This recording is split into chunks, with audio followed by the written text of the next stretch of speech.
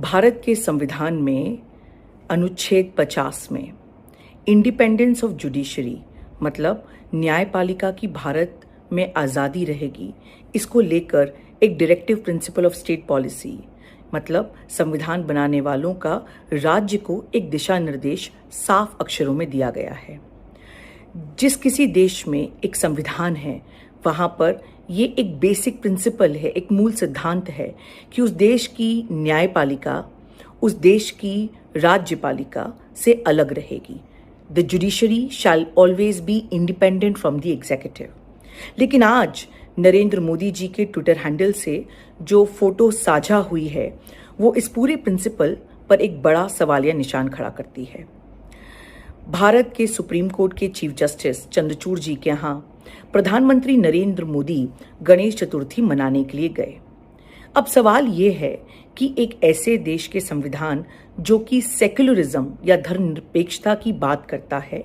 एक ऐसे राजनीतिक माहौल में जहां पर आप कांग्रेस को सपोर्ट करते हो या भाजपा को, लेकिन एक बात से आप हमेशा सहमत रहेंगे कि पिछले 10 सालों में जिस प्रकार से भाजपा ने धर्म को राजनीति की धुरी बना दिया है, इस पर कोई सवाल नहीं है। एक ऐसे राजनीतिक माहौल में गणेश चतुर्थी मनाने के लिए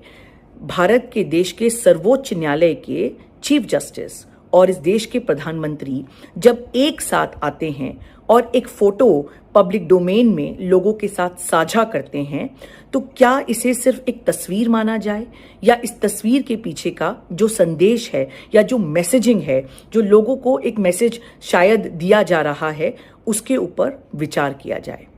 देखिए, इस देश को जब से आज़ादी मिली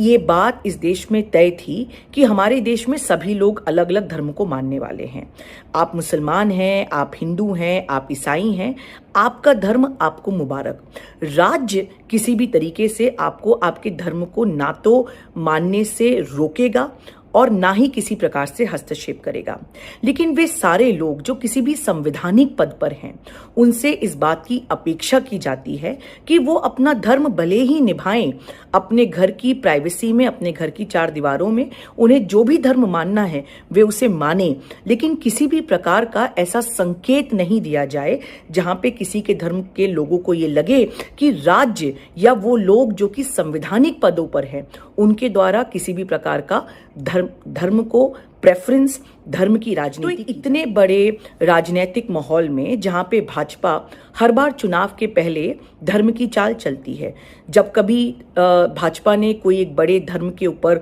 कोई काम किया है, मानिएगा कि जैसे अयोध्या के मंदिर को जिस प्रकार से इस बार के लोकसभा चुनाव में इस्तेमाल किया गया और उसकी जो टाइमिंग थी उसको भी मद्देनजर रखना जरूरी है। एक ऐसे समय पर जब इस देश के सारे बड़े राजनीतिक मुद्दे देश के सुप्रीम कोर्ट के सामने हैं, एक ऐसे सुप्रीम कोर्ट के सामने जिसमें कौन से मामले की सुनवाई कब की जाएगी वो इस देश के सुप्रीम कोर्ट के चीफ जस्टिस ऑफ इंडिया के हाथ में है, इस प्रकार की तस्वीरें आना क्या कहीं ना कहीं ये इंडिपेंडेंस ऑफ जुडिशरी पर एक बड़ा सवालिया निशान खड़ा नहीं करती? और ये तस्वीर अकेली नहीं है। कल ही हमने इंडियन एक्सप्रेस में एक पूरी रिपोर्ट पढ़ी कि किस प्रकार से विश्व हिंदू परिषद ने एक जजेस मीट ऑर्गेनाइज करी, जिसमें इस देश के सुप्रीम कोर्ट और हाई कोर्ट के लगभग 30 रिटायर्ड जजेस सम्मिलित हुए। विश्व हिंदू परिषद क्या है, उसको ना सिर्फ अंतर्राष्ट्रीय स्तर पर राष्ट्रीय स्तर पर किस प्रकार से देखा जाता है, ये बात मुझे आपको समझाने की आवश्यकता नहीं है।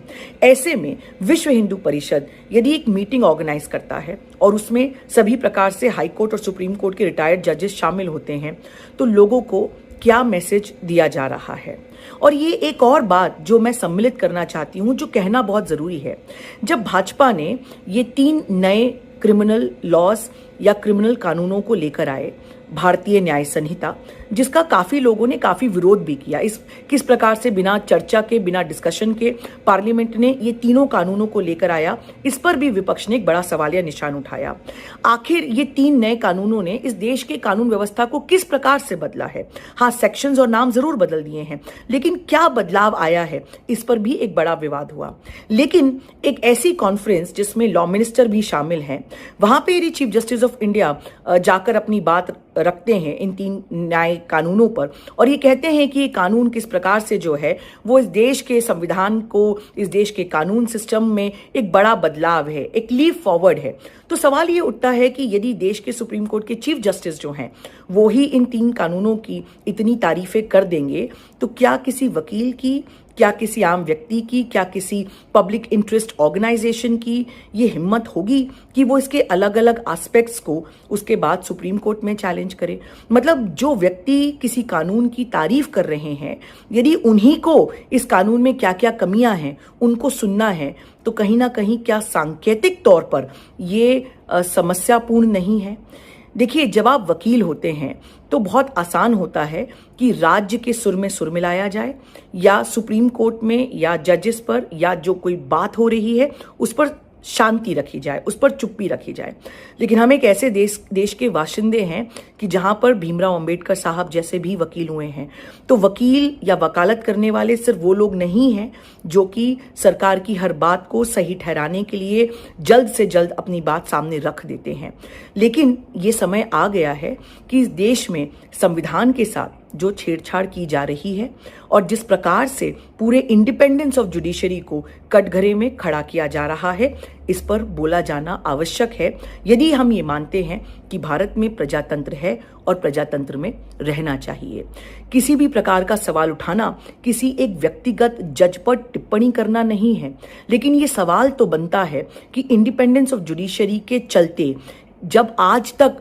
हमने इस प्रकार के विजुअल्स नहीं देखे, इस देश में पहले भी बहुत सारे प्रधानमंत्री हुए हैं और बहुत सारे चीफ जस्टिस ऑफ इंडिया हुए हैं, लेकिन इस प्रकार का किसी धार्मिक त्योहार पर साथ आकर फोटो शेयर करना और ये कहना कि हम यदि हिंदू हैं या हिंदू राष्ट्र हैं तो इन पिक्चरों से क्यों दिक्कत होनी चाहिए, क्योंकि आप एक संवैधानिक पद पर बैठे हैं और संविधान कहता है कि इंडिपेंडेंस ऑफ जुडिशरी मतलब कि स्टेट या एग्जीक्यूटिव को जुडिशरी से अलग रखा जाए। तो उनको इस प्रकार से साथ लाना और वो भी एक धार्मिक संगोष्ठी, एक धार्मिक माहौल में, क्या ये सही है? आपको क्या लगता है? आप इस पर मुझे अपने विचार बताइए। लेकिन संविधान के साथ छेड़छाड़ लगता है कि एक प्रकार का ट्रेंड बना चला है और इसलिए भाजपा ना सिर्फ मणिपुर में, ना सिर्फ नॉर्थ ईस्ट के बाकी जगहों पर, ना सिर्फ कश्मीर में, ना सिर्फ साउथ इंडियन स्टेट्स में, ना सिर्फ केरला में, लेकिन जहां कहीं आप देखेंगे भाजपा लगातार इस देश के संविधान के साथ खिलवाड़ करने की कोशिश कर रही है। और इस देश में जो भी लोग हैं जिन्हें लगता है कि संविधान को बचाया जाना जरूरी है, वो आगे आकर अपनी